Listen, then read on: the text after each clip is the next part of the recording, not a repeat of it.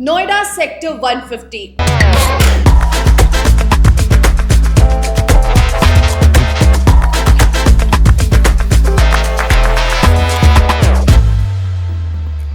पिछले 5 साल से इस सेक्टर का मजाक उड़ाया गया।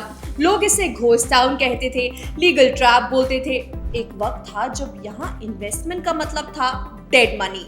लेकिन अप्रैल 2026 में सीन पूरा बदल गया है। जो रजिस्ट्री बैन नामुमकिन लग रहा था, वो नोएडा अथॉरिटी की 222nd बोर्ड मीटिंग में टूट गया है। ओसीज मिल रहे हैं, रजिस्ट्री शुरू हो गई है, but now the question is आगे क्या? आज नेक्स्ट स्टोरी पे हम कोई शुगर कोटेड मार्केटिंग नहीं करने वाले हैं। आज हम बात करेंगे उस फाइनेंशियल फिजिक्स की जो इस सेक्टर को नोएडा का साउथ दिल्ली बनाने वाली है। पर क्या आपने कभी सोचा है कि अगर ये सेक्टर इतना ही डूबा हुआ होता तो टाटा, गोदरेज और प्रेस्टीज जैसे बड़े खिलाड़ी यहाँ से भागे क्यों नहीं? आज मई 2026 में मैं आपको वो रीजंस दिखाऊंगी जो कोई ब्रोकर आपको नहीं बताने वाला है। We'll tell you this on next story। Registry खुलना सबके लिए लॉटरी की बात तो नहीं है। मैं बताऊंगी कौन से बिल्डर्स ने ड्यूज भरे हैं और कौन अभी भी सिर्फ तारीख पर तारीख आपको दे रहा है। मैं आपको ये भी बताऊंगी कि क्यों नए 25,000 वाले प्रोजेक्ट्स के चक्कर में आप अपने नियर रेडी घर को सस्ते में बेचने की गलती कर सकते हो। एंड द एग्जिट प्लान, क्योंकि रियल एस्टेट में पैसा खरीदने से नहीं, सही वक्त पे निकलने से बनता है। If you are a story viewer तो आप तो समझ ही गए होंगे। और तो और सेक्टर 150 का कमबैक कैसा है? Let's get into it. This is next story and I am Sonali Joshi, your host. सबसे पहली बात, थोड़ा सा इस सेक्टर का बैकग्राउंड समझिए। नोएडा अथॉरिटी ने जब ये जमीन बिल्डर्स को दी थी तो एक ही शर्त रखी थी, 70% जमीन पर स्पोर्ट्स फैसिलिटीज बनेगी, यानी कि stadium, golf course, tennis court और सिर्फ 30% पर रेजिडेंशियल टावर्स। बिल्डर्स ने रेजिडेंशियल टावर्स पहले खड़े कर दिए और फ्लैट्स बेच दिए, लेकिन स्पोर्ट्स इंफ्रास्ट्रक्चर जो कि उनकी जिम्मेदारी थी वो आधा अधूरा छोड़ दिया। लेकिन जब अथॉरिटी ने देखा कि स्टेडियम का कहीं नामो निशान ही नहीं था तो उन्होंने रजिस्ट्री और ओसी यानी कि ऑक्यूपेंसी सर्टिफिकेट पर बैन लगा दिया। उनका कहना था जब तक स्टेडियम नहीं तब तक रजिस्ट्री भी नहीं। सेक्टर 150 की रजिस्ट्री रुकने का दूसरा बड़ा रीजन था लैंड ड्यूज। बिल्डर्स ने अथॉरिटी को जमीन का पूरा पैसा नहीं चुकाया था। अथॉरिटी का कहना था कि जब तक बिल्डर अपना बचा हुआ पैसा इंटरेस्ट के साथ जमा नहीं करता, वो बायर के नाम घर ट्रांसफर नहीं होने देंगे। इन सब के बीच में बायर बीच में बेचारे फंस गए। उन्होंने बिल्डर को पैसे दे दिए, बैंक को ईएमआई दे रहे हैं, पर पेपर पर घर उनका नहीं है। Just imagine there situation. Central government की कमेटी ने सजेस्ट किया कि बायर की इसमें क्या गलती है। उन्होंने रास्ता निकाला कि अगर बिल्डर 25% ड्यूज अपफ्रंट जमा कर देते हैं तो अथॉरिटी उन्हें कंडीशनल रजिस्ट्री अलाउ करेगी।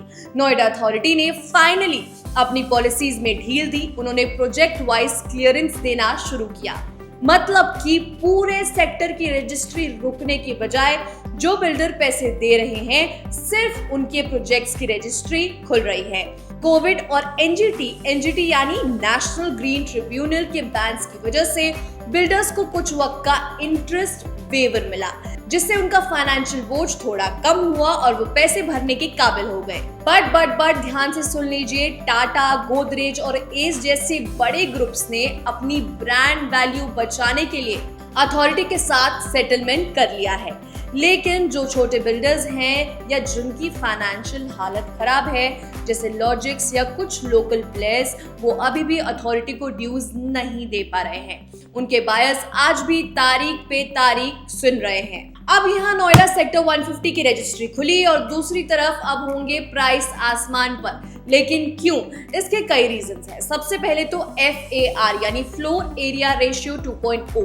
इस सेक्टर का मैथ समझिए। नोएडा के बाकी सेक्टर्स में भीड़ इतनी है कि टावर्स के बीच धूप नहीं आती, पर 150 में कानून अलग है। यहाँ भीड़ आधी होगी और ओपन स्पेस डबल। अगर 1 एकड़ पे सेंट्रल नोएडा में 1000 घर बनते हैं तो नोएडा सेक्टर 150 में सिर्फ 450 से 500 घर बनते हैं। 2026 में लग्जरी का मतलब सोना नहीं, स्पेस है। जब सप्लाई परमानेंटली कम हो और डिमांड बढ़ रही हो तो प्राइस जंप मैकेनिकल होता है।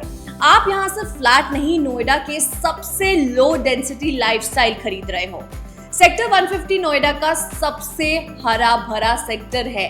नियरली 80% ग्रीन कवर, 40+ एकर्स का पार्क और पास में हिंडन और यमुना का कॉन्फ्लुएंस।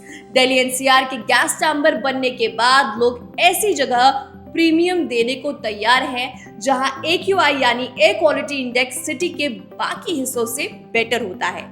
ये हेल्थ प्रीमियम अब प्राइस में रिफ्लेक्ट हो रहा है। अनदर रीजन इज सेक्टर 150 की लोकेशन किसी भी और सेक्टर से बेहतर है क्योंकि ये 3 बड़े एक्सप्रेसवे के जंक्शन पर है। Noida greater Noida expressway, Yamuna expressway और FNG यानी फरीदाबाद नोएडा गाजियाबाद एक्सप्रेसवे। अब बात करते हैं सेक्टर में एयरपोर्ट इफेक्ट की। 2026 में नोएडा इंटरनेशनल एयरपोर्ट के ऑपरेशन में आते ही सेक्टर 150 पहला सोफिस्टिकेटेड रेजिडेंशियल हब बनता है जो एयरपोर्ट से 20 से 25 मिनट की दूरी पर है।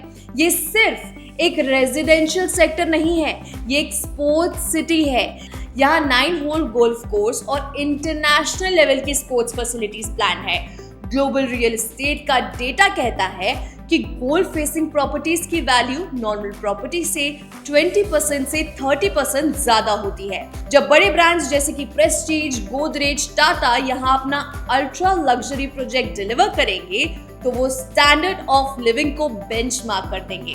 अब सवाल ये है कि जब ये ओपन हो गया है तो नए बिल्डर्स भी आएंगे। वो बिल्डर्स कौन से हैं and what impact it may have on this area, वो हम आपको बताएंगे लेकिन नेक्स्ट स्टोरी के अगले वीडियो में। एक और इम्पैक्ट इस सेक्टर में हुआ है जेवर से। 28 मार्च 2026 को जेवर एयरपोर्ट ऑपरेशनल हो चुका है। जेवर एयरपोर्ट ऑपरेशनल हो गया और 150 एयरपोर्ट का फर्स्ट लग्जरी एंट्री पॉइंट है। एक और बात, सेक्टर 142 और 153 में ग्रेड A ऑफिसेज डिलीवर्ड हो चुके हैं। इन ऑफिसेज का टॉप मैनेजमेंट भीड़ भाड़ वाले सेक्टर्स में तो रहेगा नहीं, तो सेक्टर 150 में रेंटल यील्ड 5% से 8% टच करने के लिए तैयार है। जब इन्वेस्टर को दिखता है कि किराया अच्छा मिल रहा है तो प्रॉपर्टी की वैल्यू अपने आप डबल डिजिट में ग्रो करती है। सो समरी क्या है? सेक्टर 150 अब स्पेक्यूलेशन नहीं, एग्जीक्यूशन फेज में है। ओनर्स के लिए सजेशन है कि पैनिक में आपको एग्जिट नहीं करना चाहिए। असली एप्रिसिएशन नए प्रीमियम लॉन्चेस के साथ आएगी। बायर्स के लिए सजेशन है कि सिर्फ उन प्रोजेक्ट्स को देखिए जिनका OC आ चुका है and always next story suggest you that always read about the builder history. अगले वीडियो में हम आपको बताएंगे बिल्डर्स क्यों आ रहे हैं sector 150 Noida and who are they and what impact it will leave on this area. See you all soon. This is Next Story and thanks for watching.